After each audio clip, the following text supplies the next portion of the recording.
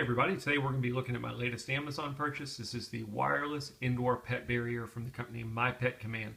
Model number of this is MPC150.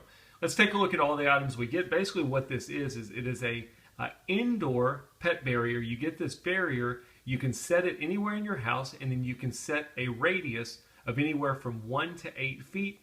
If your dog comes within that radius with this collar on, it will do one of two things. It will either beep to tell the dog that they need to get out of that area, or it will do a beep, and if they still don't get out of the area, it can do a static correction, which is basically a light shock. The shock is safe for the animals. It doesn't hurt them. The one thing is the dog needs to be at least 6 months old and needs to be at least 5 pounds.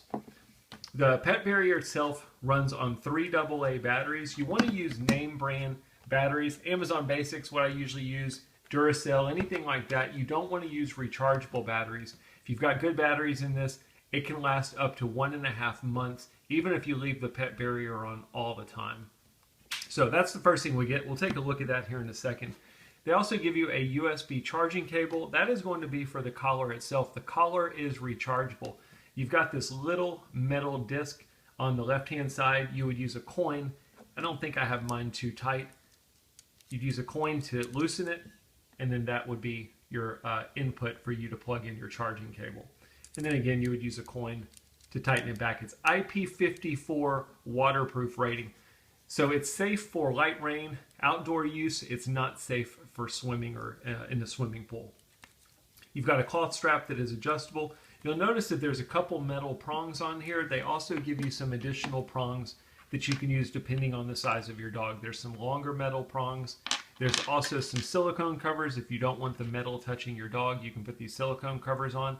The shock will still go through the silicone covers. If you absolutely do not want to use shock, you can always use these plastic prongs, and the shock will not go through the plastic prongs. So they give you a couple different prong options. They also give you a dog whistle. And then last but not least, you've got your instruction manual. I should also mention they give you this little tool here, which is pretty cool. What you can do with this tool is if you are transmitting a shock, you can use this to test whether or not that shock is being transmitted. When you've got it on, if it's transmitting a shock, you basically put this on your prongs, and this bulb in the middle will light up and let you know whether a shock is being transmitted.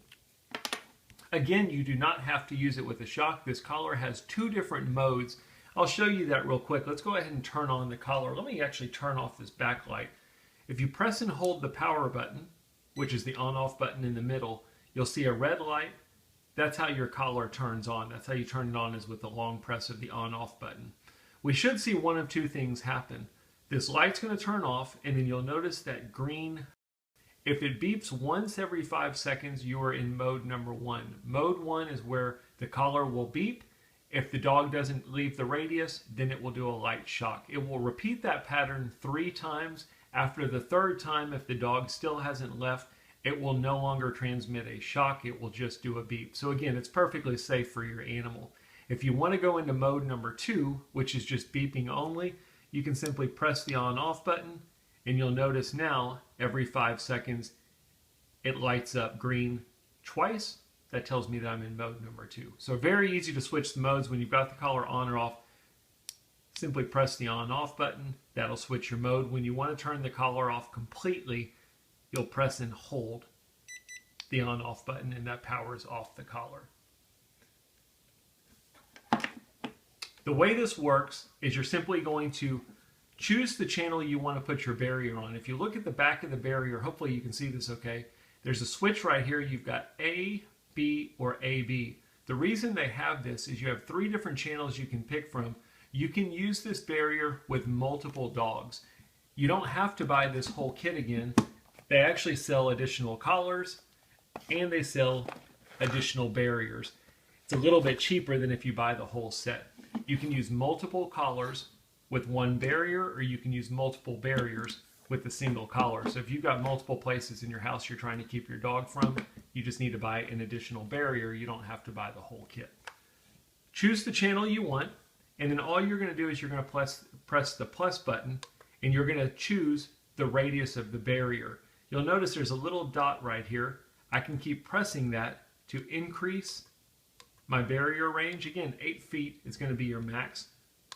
You can go all the way down to a foot. I'm going to go down to the lowest range, and I'm going to show you how this collar works. So we've got our barrier turned on. We've got our radius set. We're going to turn on the collar. And you'll notice it's beeping because it's within that radius. As I move the collar away, though, it stops beeping. And that's basically the way this works. We've got our barrier set up. We don't want our dog coming within a 1 foot range of it.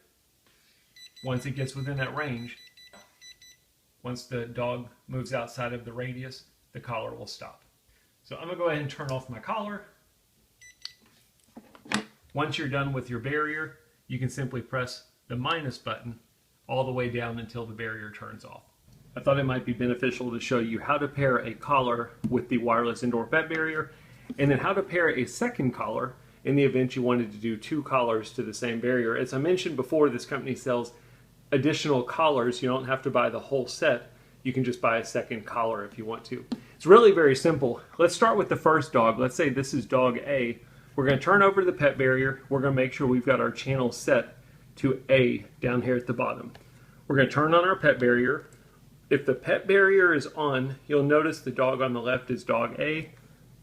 When you simply turn on the collar, it will automatically pair to whatever channel the pet barrier is turned to, which is dog A. Now if I wanted to pair a second dog, while the pet barrier is on, I'm going to switch it to channel B. You'll notice when I switched it to B, I haven't turned off my collar, it's still on, but it's not beeping because this collar is paired to channel A. I'm on channel B now. You'll notice that the dog is labeled as B. It's on the right hand side. I'm going to turn on my second collar, and that one will pair to channel B. So now